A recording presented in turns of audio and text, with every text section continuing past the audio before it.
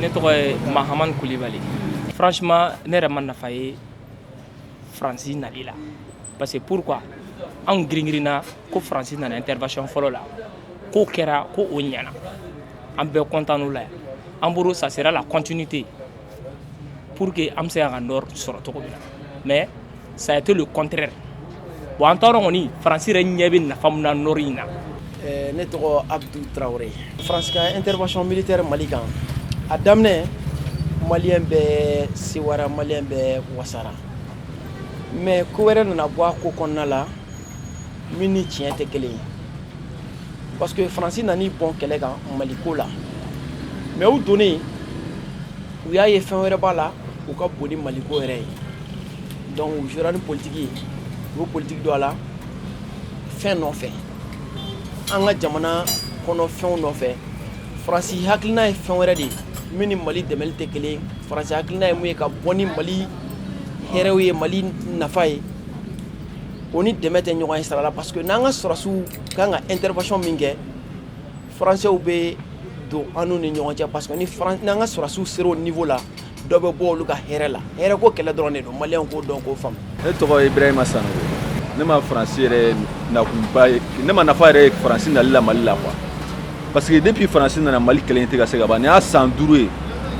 Fɛn opération u b'a mun yɛrɛ Barkhane Serval nana. An ma ɲɛ y'a la Nord kɛlɛ ma ban u nana u ye Gao libéré ka Tombouctou libéré u sera Kidal u y'u jɔ yen. Bon Kidal u bɛ mun na Kidal yen. Français yɛrɛ bɛ yɔrɔ dɔ la Kidal an y'a mɛn ko an ka sɔrɔsiw yɛrɛ tɛ se ka se o yɔrɔw la yen. Bon MINUSMA fana nana diɲɛ don o don an ka sɔrɔsiw bɛ ka sa.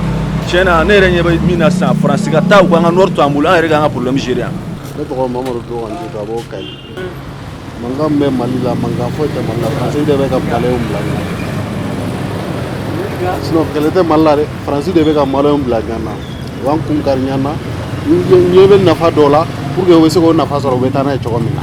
Sinon mankan foyi tɛ Maliyɛnw bolo. An yɛrɛ dama an bɛ bɛn. Faransi ka taa ka bɔ an da la. An ka sira foyi t'u la. An ka sira foyi t'u la mun bɛ ne fɛ o y'o ye. Ne tɔgɔ Musa Jakite. Kɛlɛ in source ye Faransi yɛrɛ de ye. Sabula an ka premier ministre taara Kidal. Faransi tun kan ka mara dɛmɛ. Administration ka sigi Kidal.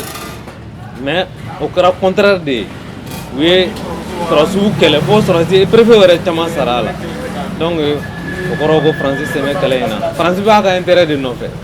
Charles de Gaulle ko teri tɛ jamana si la ko jamana bɛɛ b'a ka intérêt de nɔfɛ.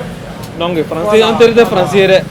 Maliyɛnw k'a dɔn bi u k'a dɔn sini ko Mali teri tɛ Faransi ye. Faransi ma deli ka kɛ Mali teri ye u nana u ka intérêt de nɔfɛ. Donc u bɛ ka fɛn bɛɛ Kidal dugukolo jukɔrɔla nafa minnu b'a la u bɛ k'o de bɔ. Donc Maliyɛnw k'a bila u kunkolo la bi bi in na an bɛɛ ka wuli ka fara ɲɔgɔn kan ka marcher ko Faransi ka bɔ an ka jamana kɔnɔ. Barkhane ka taa MINUSMA ka taa an ka sɔrɔsiw yɛrɛ ka jɔ n'a ye.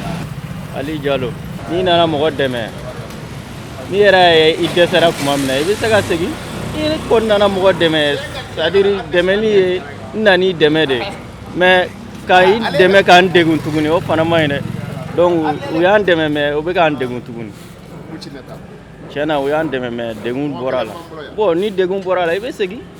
Intérêt ko de don parce que n'i ye Faransi ye ka Afrique yɛrɛ dɛmɛ Faransi bɛ Afrique dɛmɛ a ka intérêt de la. Faransi mana Mali dɛmɛli kama dɛ Faransi nana an ka dugu jukɔrɔfɛnw bɔli de kama pétrole b'o la uranium b'o la sanu b'o la donc Faransi bɛ k'i servi Afrique la de ne an ka ɲɛmɔgɔw t'o dɔn an b'o ɲɛf'u ɲɛna. Mɔgɔ tɛ se ka mɔgɔ dɛmɛ ka tila k'a janfa kɔ. Faransi ye jamana o jamana mara Afrique u bɛɛ bɛ retard la. Par exemple, on peut se citer Niger b'o la, Burkina b'o la, Mali b'o la, la Guinée b'o la, Sénégal b'o la. Faransi kɔni ye fɛn o fɛn mara a bɛɛ bɛ retard la. Ne tɔgɔ Abulayi Njamu ye Jako. An kɔni b'a dɔn fɔlɔ la u tun b'a dɛmɛ bari an bɛ degré mun na sisan o ka gɛlɛn dɛ.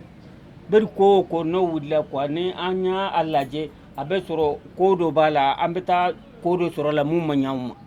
Bon ni hadamaden fana y'o don ko la i yɛrɛ bɛ se k'i yɛrɛ dɛmɛ kɛ. Ni n b'a dɔn k'a fɔ n bɛ ko dɔ k'i ye a laban na a bɛna kɛ n bolo nimisiya de ye n tɛ bɔ i kɔrɔ.